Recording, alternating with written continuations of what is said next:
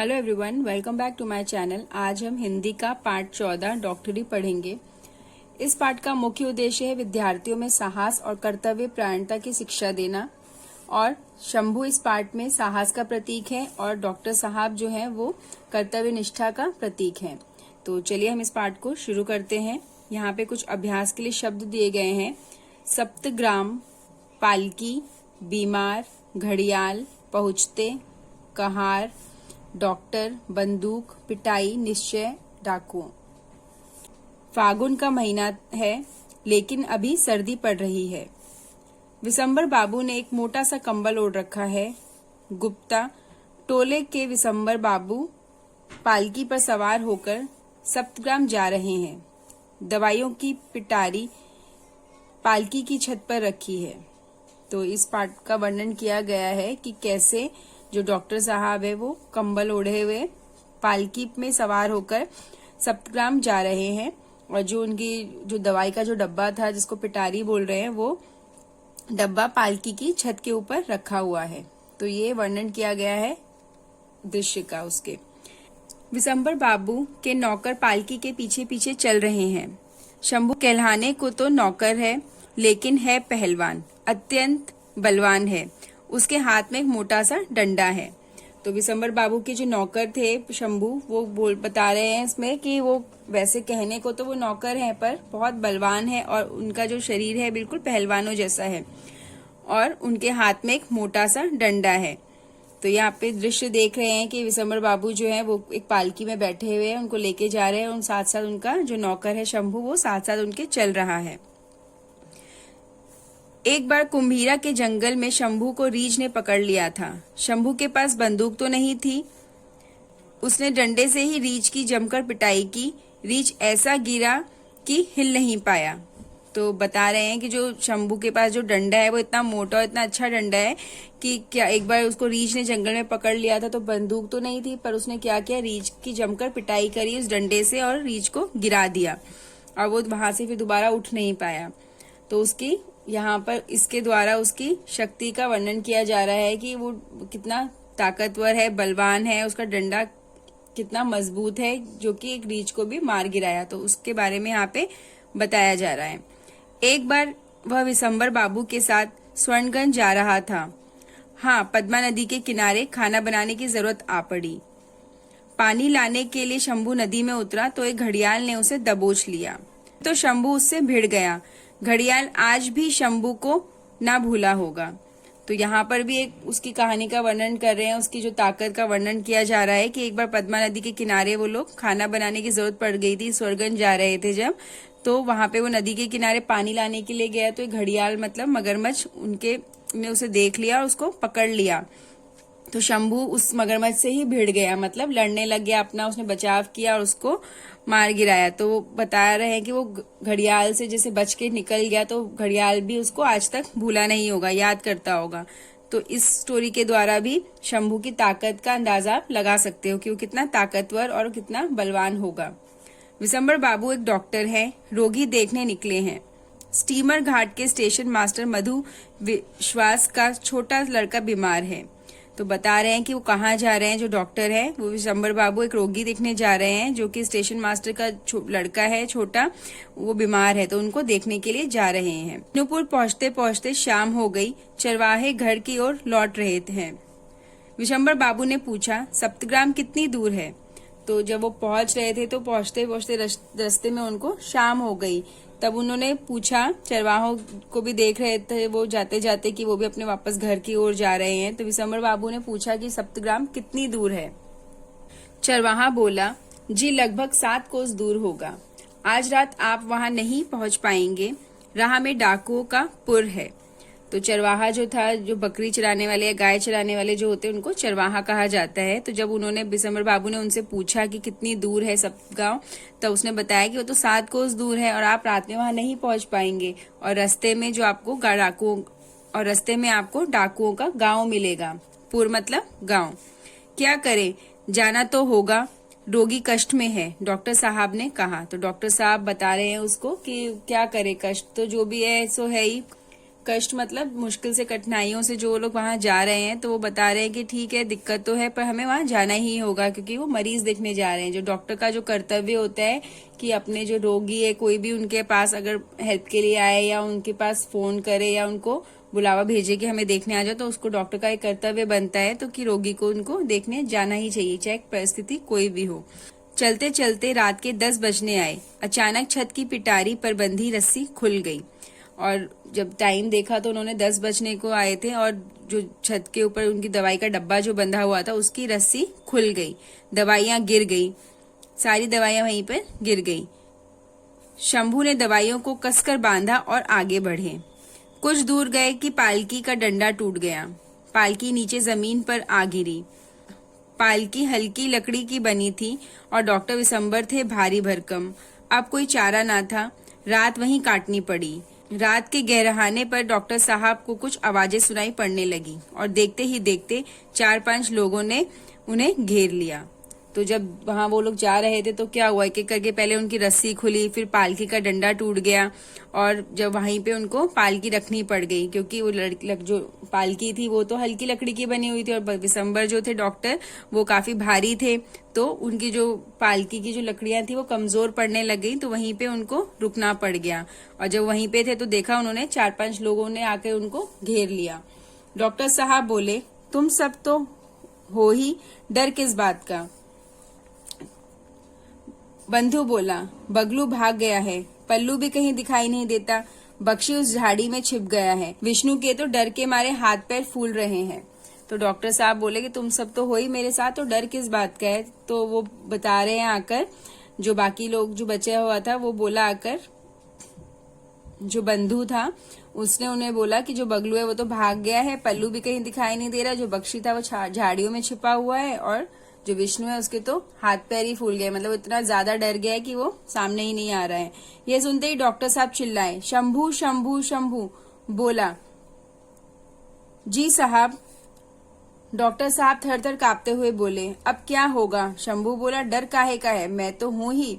तो डॉक्टर साहब अपने जो उनका नौकर था शंभू, उनको उसने आवाज दी, तो उसने बोला तो आप डर क्यों रहे हो, मैं तो हूं आपके साथ। डॉक्टर साहब बोले, लेकिन वह तो 5 है। और उसने बोला कि वो तो 5 है, अब मैं क्या करूं? वो काफी डर गए थे जो डॉक्टर थे।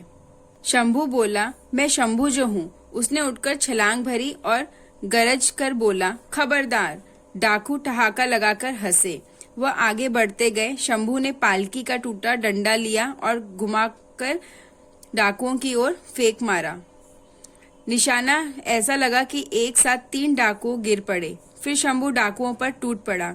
जो 2 डाकू चोट खाने से बच गए थे वह सिर पर पांव रखकर भागे। तभी डॉक्टर साहब ने पुकारा, शंभू। शंभू बोला, जी साहब। तो ये बताया जब सब लोग उसको घेर लिया था, जब वहां डाकू आ गए तो शंभू ने खड़े होकर बोला कि मैं हूं यहाँ पर शंभू और खबरदार जो तुमने कुछ भी किया तो जैसे ही वो उसके आगे बढ़ने लग गए तो उसने क्या किया, शंभू ने उनका डंडा निकाला पालकी से और उसको घुमाकर मारा, तो एक साथ 3 डाकू गिर पड़े और बाकी जो 2 थे वो डर के मारे वहां से भाग निकले। डॉक्टर बोले, दवा की पेटी लाओ, अब इनकी डॉक्टरी भी मुझे ही करनी पड़ेगी, पट्टी भी बांधनी होगी। उस समय रात थोड़ी ही रह गई थी। विशंबर बाबू और शंभू ने मिलकर डाकुओं की सेवा करी। सवेरा होने पर एक एक करके सब कहार लौट आए। जमीन पर पड़े डाकुओं को देख के सब खुश थे। इस प्रकार उनकी यात्रा आगे बढ़ी। तो बताया गया है इसमें कि क्या हुआ, जब उसने उनकी पिटाई कर दी थी शंभू ने डाकुओं की, तो उनको चोट लग गई। तो डॉक्टर साहब को भी अपना फर्ज पूरा करना था। तब उन्होंने शंभू से बोला, जाओ मेरा दवाई का डब्बा लाओ, मैं इनकी पट्टी कर देता हूँ। और रात भर उन्होंने, शंभू ने और जो विशंबर बाबू थे, उन्होंने मिलकर डाकुओं की सेवा करी।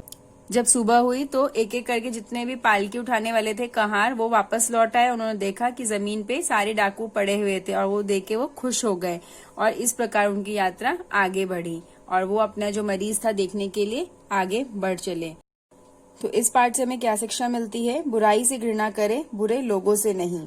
मतलब अगर जो आपको किसी चीज से नफरत करनी है, घृणा करनी है, तो बुराई से कीजिए। कोई भी गलत आदत है उसे मत अपनाइए और बुरे लोगों से घृणा मत करिए, क्योंकि लोग अगर कोई भी आदत अपने अंदर पालते हैं या रखते हैं, कोई भी चीज उनके अंदर बुरी होती है, तो वो उनके ऊपर है, निर्भर करता है कि वो उसे रखना चाहते हैं या छोड़ना चाहते हैं। गलत आदतें होती हैं, गलत चीजें होती हैं, बुराई होती है गलत, तो उससे घृणा करिए, उसको अपनाइए मत, दूर रहिए उससे।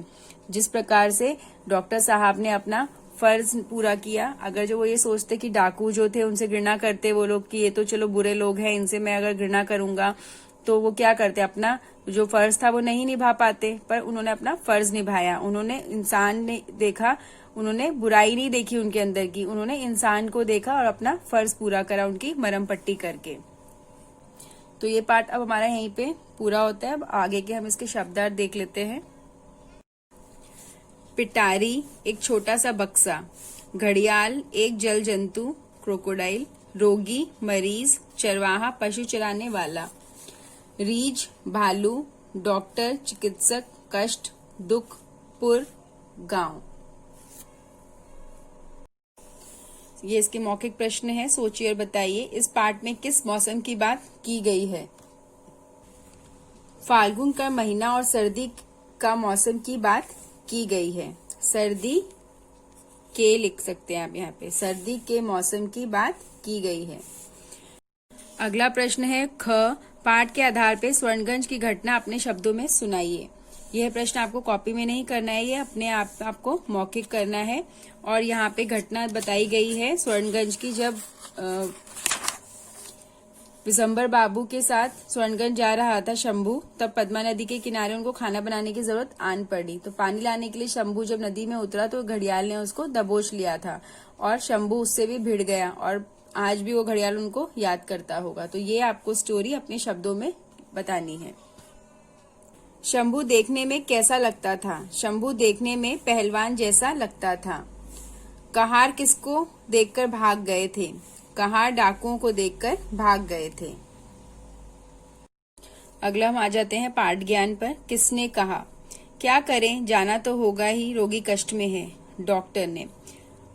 बगलू भाग गया है, पल्लू भी कहीं दिखाई नहीं देता। बंधु ने। डर काहे का, मैं तो यही हूं। शंभू ने। लेकिन वह तो 5 है। डॉक्टर ने। दिए गए शब्दों की मदद से खाली स्थान भरिए। यहाँ पे कुछ शब्द दिए गए हैं, इनको देख के आपको खाली स्थान भरना है। विशंबर बाबू ने एक मोटा सा कंबल ओढ़ रखा था। कुंभीरा के जंगल में शंभू को रीछ ने पकड़ लिया था। विशंबर बाबू ने पूछा, सप्तग्राम कितना दूर है?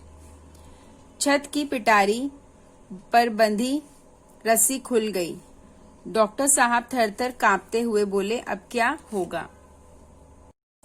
अब अगला है सही वाक्य के आगे सही तथा गलत के सामने गलत का चिन्ह लगाइए। विशंबर बाबू गाड़ी पर सवार होकर सप्तग्राम जा रहे थे। गलत।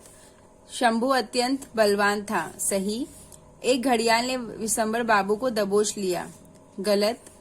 विष्णु के तो डर के मारे हाथ पैर फूल गए। सही। बुराई से घृणा करें, बुरे लोगों से नहीं। सही। अगला है हमारे प्रश्न उत्तर। पहला प्रश्न है हमारा, विशंबर बाबू कौन थे? विशंबर बाबू एक डॉक्टर थे। विशंबर बाबू कहाँ जा रहे थे? विशंबर बाबू सप्तग्राम जा रहे थे। शंभू ने डाकुओं के साथ क्या किया? शंभू ने डाकुओं का जमकर सामना किया और उन्हें अधमरा करके जमीन पर गिरा दिया। कुंभीरा के जंगल में शंभू ने किसकी पिटाई की? कुंभीरा के जंगल में शंभू ने रीछ की जमकर पिटाई की। विशंबर बाबू और शंभू ने मिलकर क्या किया? विशंबर बाबू और शंभू ने मिलकर डाकुओं की सेवा की। तो प्रश्न उत्तर हमारे यहीं पे पूरे हो गए हैं। अब हम आगे भाषा ज्ञान पे चलते हैं। भाषा ज्ञान। सर्वनाम शब्दों पर गोला लगाइए और संज्ञा शब्द को रेखांकित कीजिए। सर्वनाम में आपको सर्कल करना है, गोला लगाना है, और संज्ञा पर रेखांकित करना है, लाइन खींचनी है। मैं, तुम, ये आपके सर्वनाम कहलाएंगे। राधा, ताजमहल संज्ञा। उनका, हम, यह, ये सर्वनाम कहलाएंगे। और घोड़ा संज्ञा। इसी तरह सब, वह आपके सर्वनाम कहलाएंगे। कॉपी और किताब आपके संज्ञा कहलाएंगे। दिल्ली, शहर आपके संज्ञा कहलाएंगे। उसका, कमीज भी आपकी संज्ञा कहलाएगी। उसका आपका सर्वनाम कहलाएगा। मुझे, उन्होंने सर्वनाम कहलाएंगे। कॉफी और शेर संज्ञा कहलाएंगे। अगला है कोष्ठ में दिए गए विशेषण शब्दों से भावाचक संज्ञा बनाकर रिक्त स्थान भरिए। यहाँ पे कुछ शब्द दिए गए हैं, इससे आपको भावाचक संज्ञा बनाना है। राष्ट्रगान गाते समय चारों ओर शांति हो गई। मुझे हरियाली बहुत अच्छी लगती है।